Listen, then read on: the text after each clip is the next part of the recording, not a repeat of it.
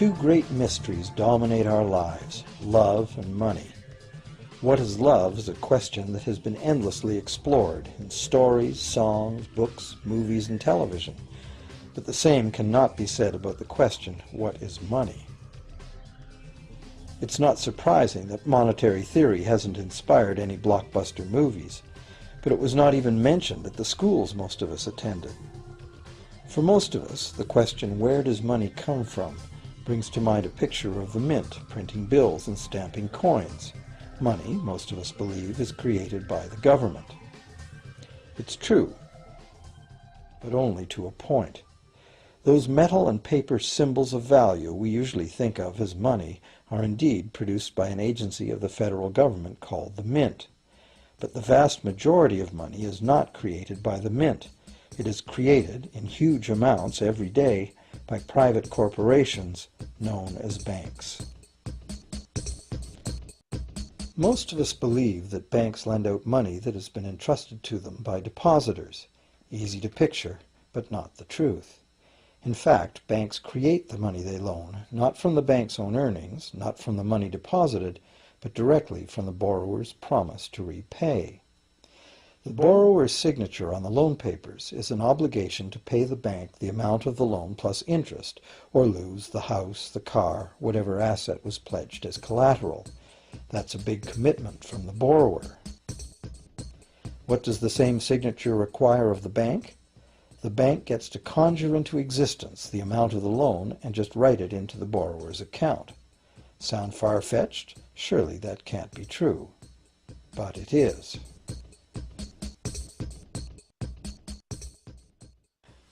To demonstrate how this miracle of modern banking came about, consider this simple story, the goldsmith's tale. Once upon various times, pretty much anything was used as money. It just had to be portable, and enough people had to have faith that it could later be exchanged for things of real value, like food, clothing, and shelter. Shells, cocoa beans, pretty stones, even feathers have been used as money.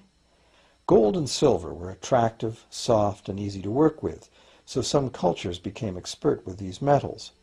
Goldsmiths made trade much easier by casting coins, standardized units of these metals whose weight and purity was certified. Well, to protect his gold, the goldsmith needed a vault, and soon his fellow townsmen were knocking on his door, wanting to rent space to safeguard their own coins and valuables. Before long, the goldsmith was renting every shelf in the vault and earning a small income from his vault rental business. Years went by, and the goldsmith made an astute observation. Depositors rarely came in to remove their actual physical gold, and they never all came in at once. That was because the claim checks the goldsmith had written as receipts for the gold were being traded in the marketplace as if they were the gold itself. This paper money was far more convenient than heavy coins, and amounts could simply be written instead of laboriously counted one by one for each transaction. Meanwhile, the goldsmith had another business. He lent out his gold, charging interest. Well, as convenient claim check money came into acceptance, borrowers began asking for their loans in the form of these claim checks instead of the actual metal. As industry expanded, more and more people asked the goldsmith for loans. This gave the goldsmith an even better idea. He knew that very few of his depositors ever removed their actual gold, so the goldsmith figured he could easily get away with lending out claim checks against his depositors' gold, in addition to his own. As long as the loans were repaid, his depositors would be none the wiser and no worse off, and the goldsmith, now more banker than artisan, would make a far greater profit than he could by lending only his own gold. For years, the goldsmith secretly enjoyed a good income from the interest earned on everybody else's deposits. Now a prominent lender, he grew steadily richer than his fellow townsmen, and he flaunted it. Suspicions grew that he was spending his depositors' money. His depositors got together and threatened withdrawal of their gold if the goldsmith didn't come clean about his newfound wealth. Contrary to what one might expect, this did not turn out to be a disaster for the goldsmith. Despite the duplicity inherent in his scheme, his idea did work. The depositors had not lost anything. Their gold was all safe in the goldsmith's vault. Well, rather than taking back their gold, the depositors demanded that the goldsmith, now their banker, cut them in by paying them a share of the interest. And that was the beginning of banking. The banker paid a low interest rate on deposits of other people's money that he then loaned out at a higher interest. The difference covered the bank's cost of operation and its profit. The logic of this system was simple, and it seemed like a reasonable way to satisfy the demand for credit. However, this is not the way banking works today. Our goldsmith banker was not content with the income remaining after sharing the interest earnings with his depositors, and the demand for credit was growing fast as Europeans spread out across the world. But his loans were limited by the amount of gold his depositors had in his vault. That's when he got an even bolder idea. Since no one but himself knew what was actually in his vaults, he could lend out claim checks on gold that wasn't even there. As long as all the claim check holders didn't come to the vault at the same time and demand real gold, how would anyone find out? This new scheme worked very well, and the banker became enormously wealthy on the interest paid on gold that did not exist. The idea that the banker would just create money out of nothing was too outrageous to believe, so for a long time the thought did not occur to people. But the power to just invent money went to the banker's head, as you can well imagine. In time, the magnitude of the banker's loans and his ostentatious wealth did trigger suspicions once again. Some borrowers started to demand real gold instead of paper representations. Rumors spread. Suddenly, several wealthy depositors showed up to remove their gold. The game was up. A sea of claim check holders flooded the street outside the closed doors of the bank. Alas, the banker did not have enough gold and silver to redeem all the paper he had put into their hands. This is called a run on the bank, and it is what every banker dreads. This phenomenon of a run on the bank ruined individual banks and, not surprisingly, damaged public confidence in all bankers. It would have been straightforward to outlaw the practice of creating money from nothing. But the large volumes of credit the bankers were offering had become essential to the success of European commercial expansion, so instead the practice was legalized and regulated. Bankers agreed to abide by limits on the amount of fictional loan money that could be lent out. The limit would still be a number much larger than the actual value of gold and silver in the vault. Quite often the ratio was 9 fictional dollars to 1 actual dollar in gold. These regulations were enforced by surprise inspections. It was also arranged that, in the event of a run, central banks would support local banks with emergency infusions of gold. Only if there were runs on a lot of banks simultaneously would the banker's credit bubble burst and the system come crashing down.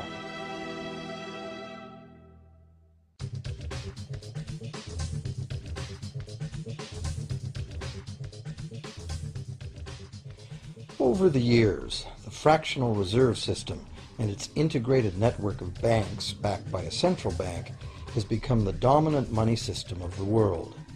At the same time, the fraction of gold backing the debt money has steadily shrunk to nothing. The basic nature of money has changed.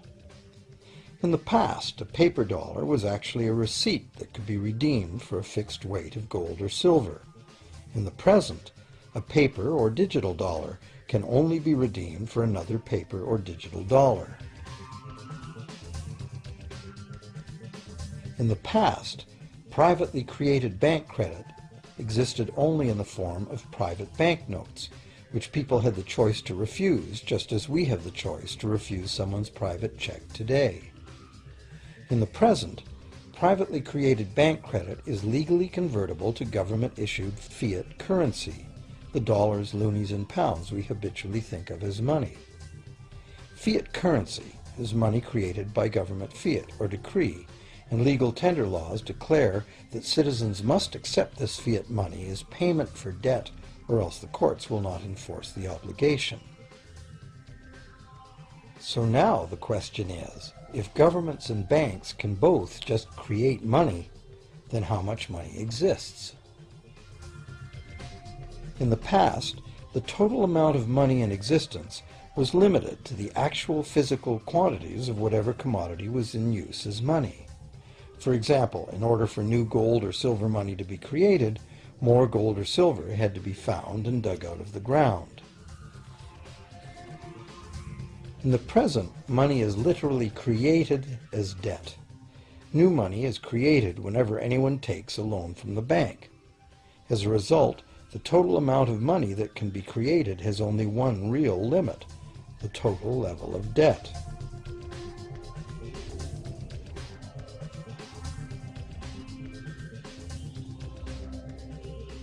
Governments place an additional statutory limit on the creation of new money by enforcing rules known as fractional reserve requirements. Essentially arbitrary, fractional reserve requirements vary from country to country and from time to time. In the past, it was common to require banks to have at least $1 worth of real gold in the vault to back $10 worth of debt money created. Today, reserve requirement ratios no longer apply to the ratio of new money to gold on deposit, but merely to the ratio of new debt money to existing debt money on deposit in the bank.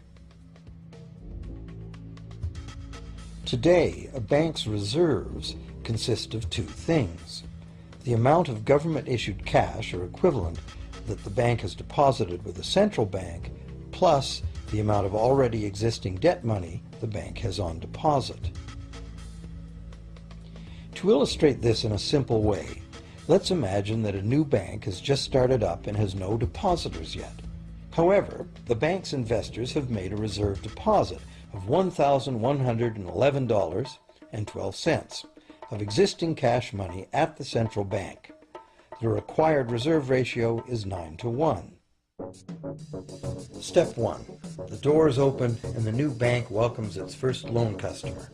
He needs $10,000 to buy a car.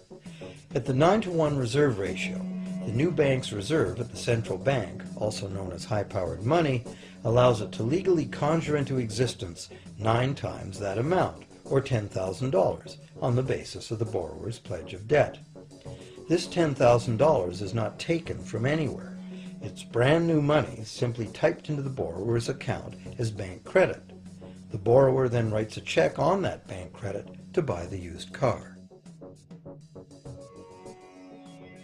Step 2. The seller then deposits this newly created $10,000 at her bank. Unlike the high-powered government money deposited at the central bank, this newly created credit money cannot be multiplied by the reserve ratio. Instead, it's divided by the reserve ratio. At a ratio of 9-to-1, a new loan of $9,000 can be created on the basis of the $10,000 deposit. Step 3. If that $9,000 is then deposited by a third party at the same bank that created it or at a different one, it becomes the legal basis for a third issue of bank credit, this time for the amount of $8,100. Like one of those Russian dolls where each layer contains a slightly smaller doll inside, each new deposit contains the potential for a slightly smaller loan in an infinitely decreasing series. Now, if the loan money created is not deposited at the bank, the process stops. That's the unpredictable part of the money creation mechanism. But more likely, at every step, the new money will be deposited at a bank, and the reserve ratio process can repeat itself over and over until almost $100,000 of brand new money has been created within the banking system. All of this new money has been created entirely from debt, and the whole process has been legally authorized by the initial reserve deposit of just $1,111.12, which is still sitting untouched at the central bank. What's more, under this ingenious system, the books of each bank in the chain must show that the bank has 10% more on deposit than it has out on loan. This gives banks a very real incentive to seek deposits in order to be able to make loans, supporting the general but misleading impression that loans come out of deposits. Now, unless all the successive loans are deposited at the same bank, It cannot be said that any one bank got to multiply its initial high-powered money reserve almost 90 times by issuing bank credit out of nothing. However, the banking system is a closed loop. Bank credit created at one bank becomes a deposit in another, and vice versa. In a theoretical world of perfectly equal exchanges, the ultimate effect would be exactly the same as if the whole process took place within one bank. That is, the bank's initial central bank reserve of a little over $1,100 allows it to ultimately collect interest on up to $100,000 the bank never had.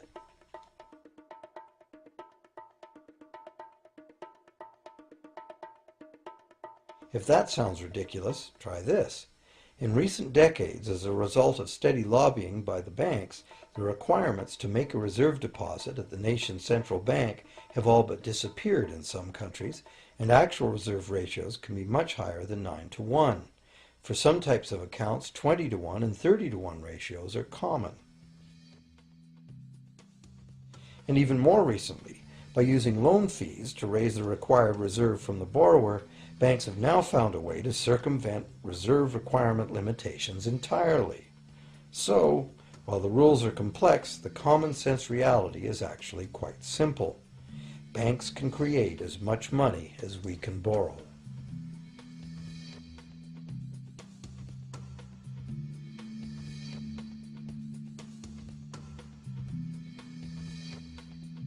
Despite the endlessly presented mint footage, government-created money typically accounts for less than 5% of the money in circulation. More than 95% of all money in existence today was created by someone signing a pledge of indebtedness to a bank. What's more, this bank credit money is being created and destroyed in huge amounts every day, as new loans are made and old ones repaid.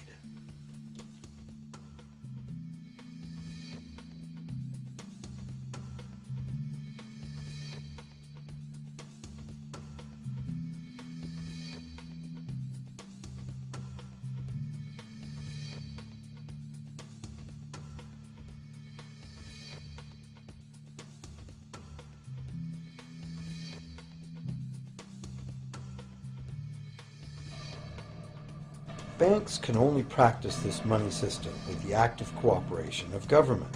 First, governments pass legal tender laws to make us use the national fiat currency.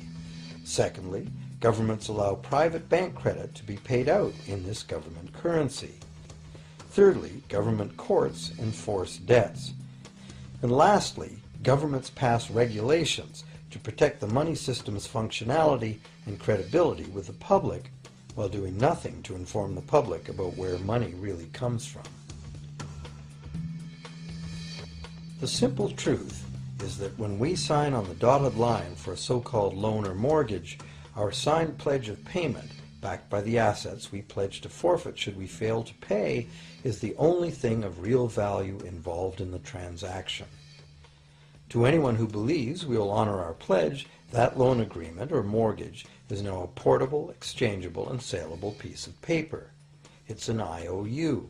It represents value and is therefore a form of money. This money the borrower exchanges for the bank's so-called loan. Now, a loan in the real world means that the lender must have something to lend. If you need a hammer, my loaning you a promise to provide a hammer I don't have won't be of much help.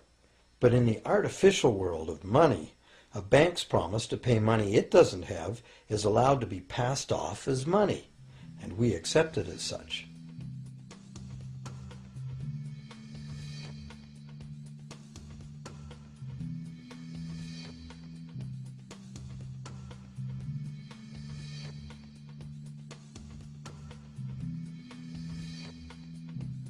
Once the borrower signs the pledge of debt, the bank then balances the transaction by creating, with a few keystrokes on a computer, a matching debt of the bank to the borrower. From the borrower's point of view, this becomes loan money in his or her account, and because the government allows this debt of the bank to the borrower to be converted to government fiat currency, everyone has to accept it as money. Again, the basic truth is very simple. Without the document the borrower signed, the banker would have nothing to lend. Have you ever wondered how everyone, governments, corporations, small businesses, families, can all be in debt at the same time and for such astronomical amounts? Have you ever questioned how there can be that much money out there to lend? Now you know. There isn't. Banks do not lend money. They simply create it from debt. And as debt is potentially unlimited, so is the supply of money.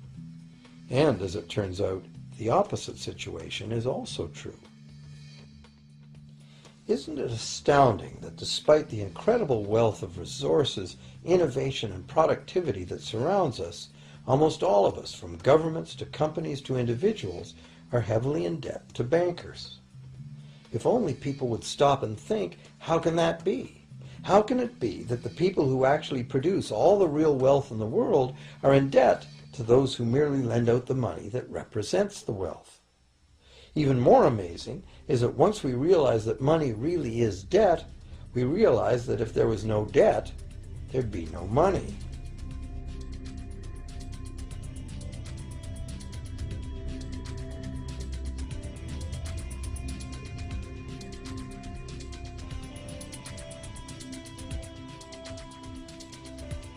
If this is news to you, you are not alone. Most people imagine that if all debts were paid off, the state of the economy would improve. It's certainly true on an individual level. Just as we have more money to spend when our loan payments are finished, we think that if everyone were out of debt, there would be more money to spend in general. But the truth is the exact opposite. There would be no money at all. There it is. We are totally dependent on continually renewed bank credit for there to be any money in existence. No loans, no money, which is what happened during the Great Depression. The money supply shrank drastically as the supply of loans dried up.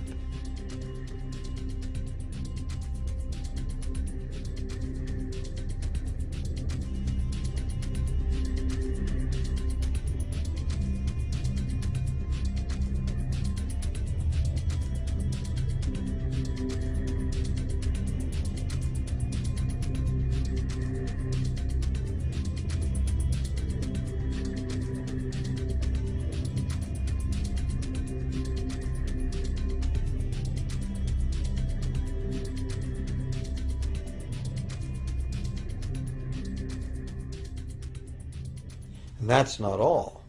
Banks create only the amount of the principal. They don't create the money to pay the interest. Where is that supposed to come from? The only place borrowers can go to obtain the money to pay interest is the general economy's overall money supply. But almost all that overall money supply has been created exactly the same way, as bank credit that has to be paid back with more than was created. So everywhere there are other borrowers in the same situation, frantically trying to obtain the money they need to pay back both principal and interest from a total money pool which contains only principal. It is clearly impossible for everyone to pay back the principal plus interest because the interest money doesn't exist. This can even be expressed by a simple mathematical formula. The big problem here is that for long-term loans, such as mortgages and government debt, the total interest far exceeds the principal. So unless a lot of extra money is created to pay the interest, it means a very high proportion of foreclosures and a non-functioning economy. To maintain a functional society, the rate of foreclosure needs to be low. And so, to accomplish this, more and more new debt money has to be created to satisfy today's demands for money to service the previous debt. But of course, this just makes the total debt bigger, and that means more interest must ultimately be paid, resulting in an ever-escalating and inescapable spiral of mounting indebtedness.